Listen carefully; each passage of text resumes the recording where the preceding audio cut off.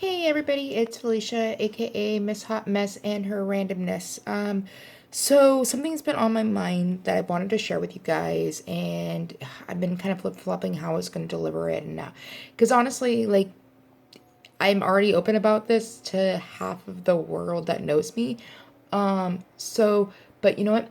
I've learned that basically me sharing my story helps other people in so many aspects. And I'm not just talking about what I'm going to talk about, but like with my diabetes, I haven't mentioned before, with the fact that at some point I'm going to talk about the mental health side, because that's actually where I was originally going to go with this, but actually I've been debating about this one.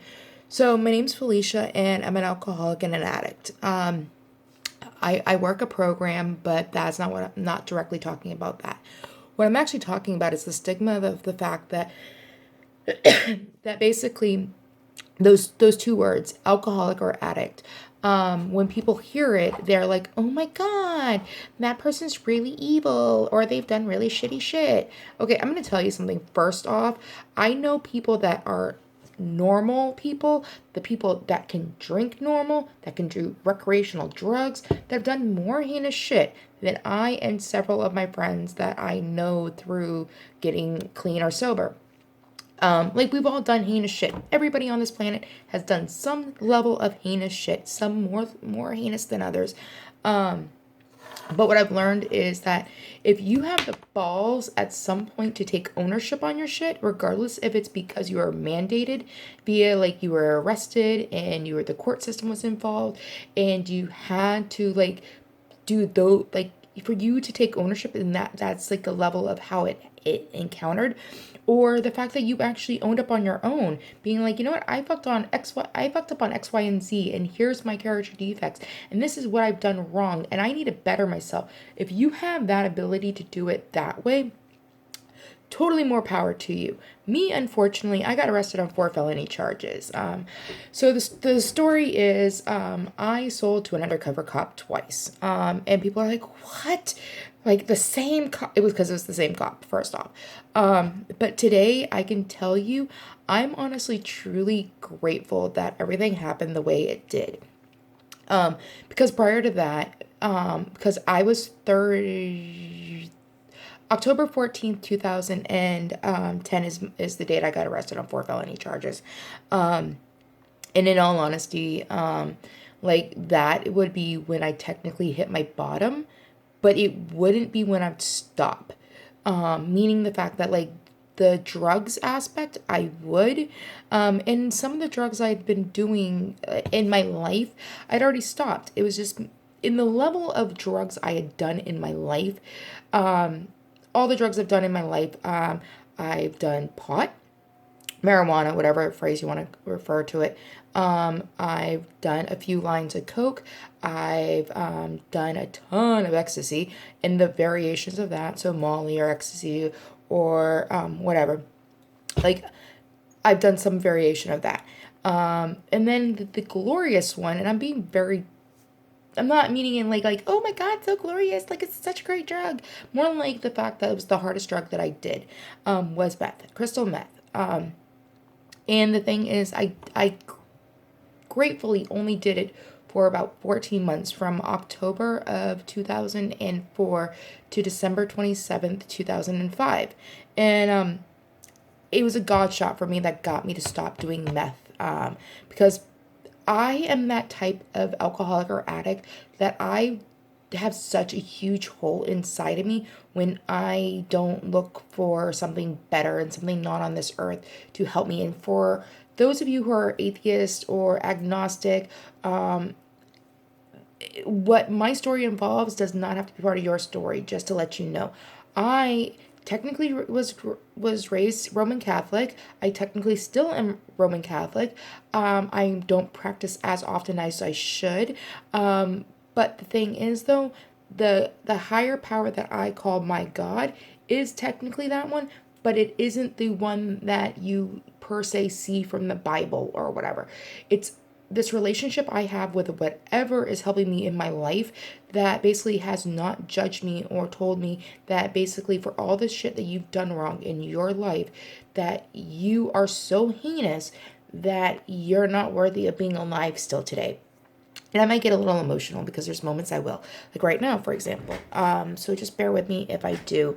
Again, I'm someone who's TMI, very blunt, very honest, and no filters. So basically, like, I am what I am, and I'm totally okay with that at this point.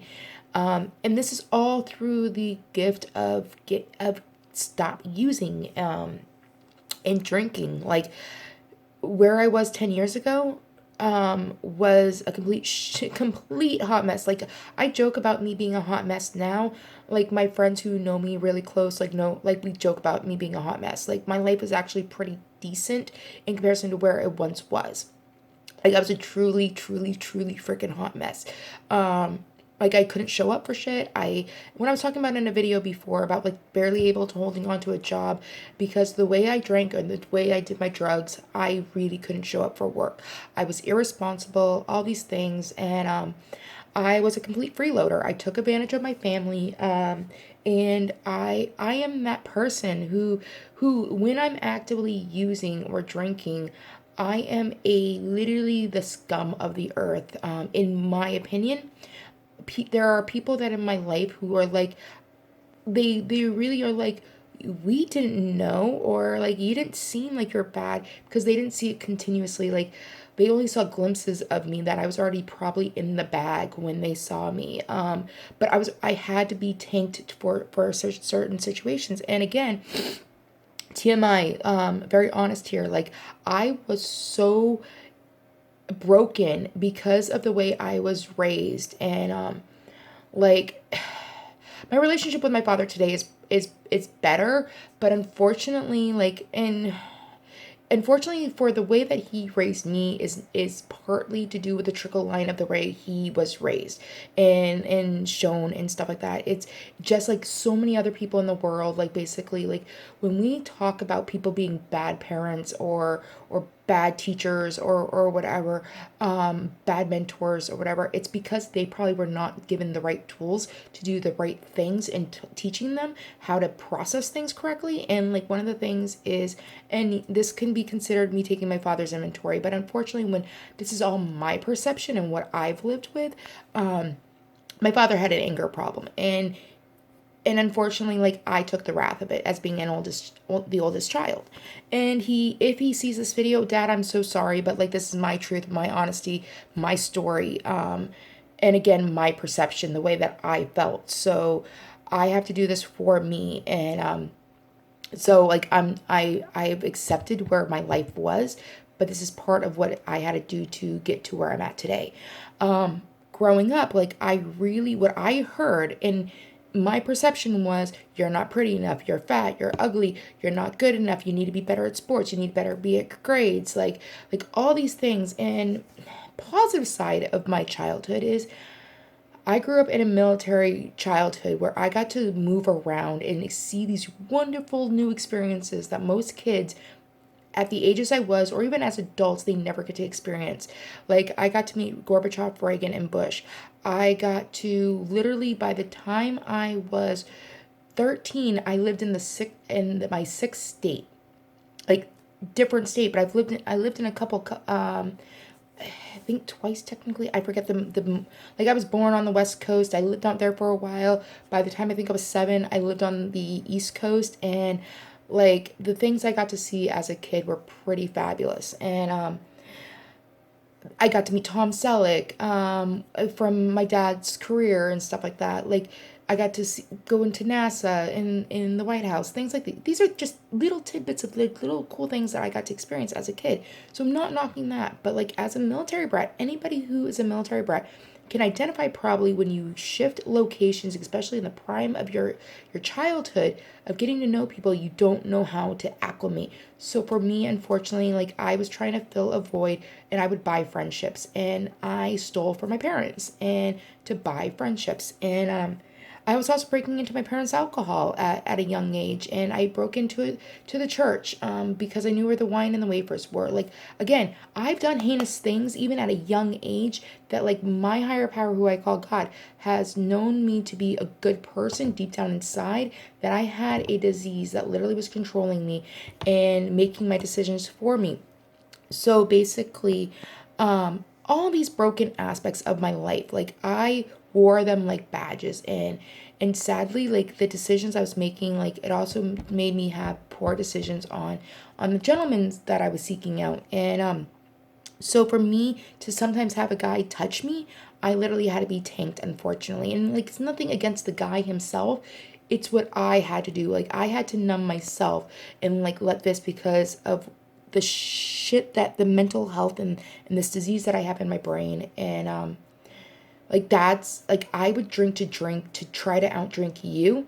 Like, the stiffer the drink, the better it was. And, like, I also, like, was doing hard drugs because I fell in love with a boy who really didn't love me, who just was using me to, like, basically get situations. And like, basically, I had a roof over my head that I was living free at through my parents. So again, I was taking advantage of the situation. I moved him into my parents' house. He was freeloading, taking advantage of a situation. He brought me into the scene where drugs were. I totally went with it. And I had always said I was never going to put drugs in my body, and because of my diabetes and fear and things like that. And I started doing shit. And again, it was to feel part of the people that I met in that situation, that those times. I'm very grateful that I got to meet them. There are some great people. I'm not knocking that. It was my decisions, my actions, and me not being responsible, because there are some of those people that legit, like, we were all in the same area, the same crews, the same crowds, and they are upstanding citizens, have great jobs, because this is just a time in their life that they were experimenting. I think we all have that. And me, unfortunately, when I put one in me, one is not enough. I just keep going and keep going and keep going and keep going and keep going. And if I can't get what I want, I will try to, like, do it, or I'll just get extremely bitchy and crazy. I'm sick like that. And I'm gonna this is gonna be short, be cut out in a little bit, so I'll probably make another video, part 2 of this at some point. But so basically, like, I started putting drugs down. So basically, I was actually, when I got arrested, I was several years off of, again, I was like 6 years off of doing meth. So that was a really good thing. But I was still dabbling in ecstasy and pot. And I literally sold to an undercover cop twice because of a situation that, it doesn't matter who or why I was in this situation, except for me.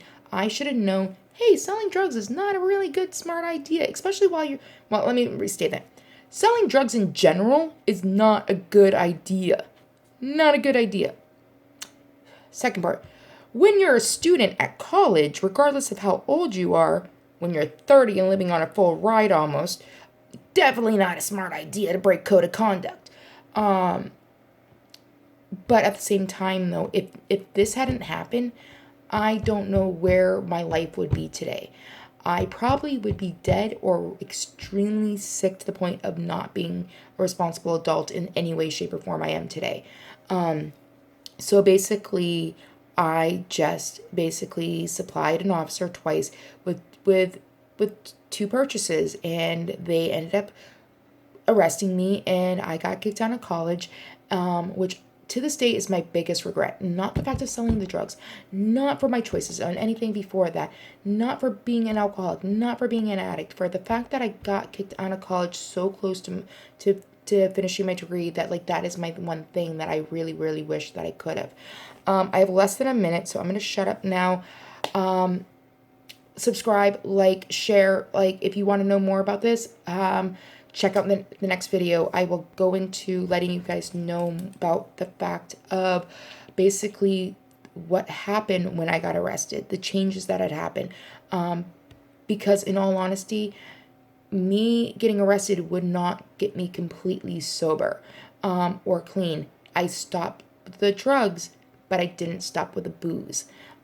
So I will talk to you guys in a little bit. Love you all. Miss Hotmess and all of her randomness. Bye, guys.